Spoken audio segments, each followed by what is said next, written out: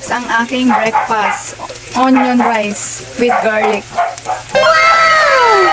Ito po yung naisipan kong kainin mga katrops. Ayan mga katrops, itsura pong masarap. Onions pa lang. Yan po, tapos ilalagay na natin yung rice. Onion rice. Ayan na po yung onion rice natin mga katrops. Malapit na.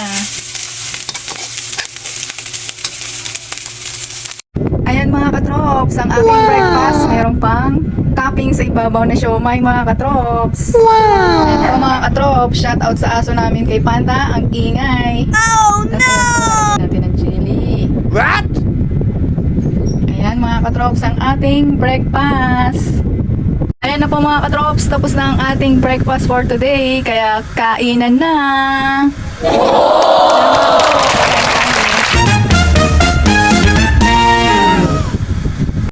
Ayan po mga katrops, kakain na tayo.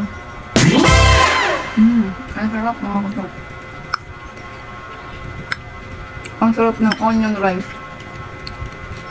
Kaya pala onion rice yung niluto ko mga katrops, hindi ko nilagyan ng bawang kasi low blood na ako mga katrops. Woo!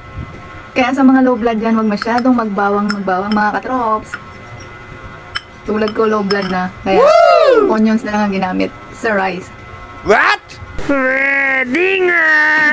Kain tayo, kain tayo, kain tayo, kain tayo, tayo, tana, kain tayo. Kaya mga katrops, try nyo na. Try nyo na ang onion fried rice. Pwede nga! Kain mo na mga katrops ha. See ya! Kaya hanggang dito na lang. Salamat sa panonood. Ingat po palagi. God bless. Bye-bye mga katrops.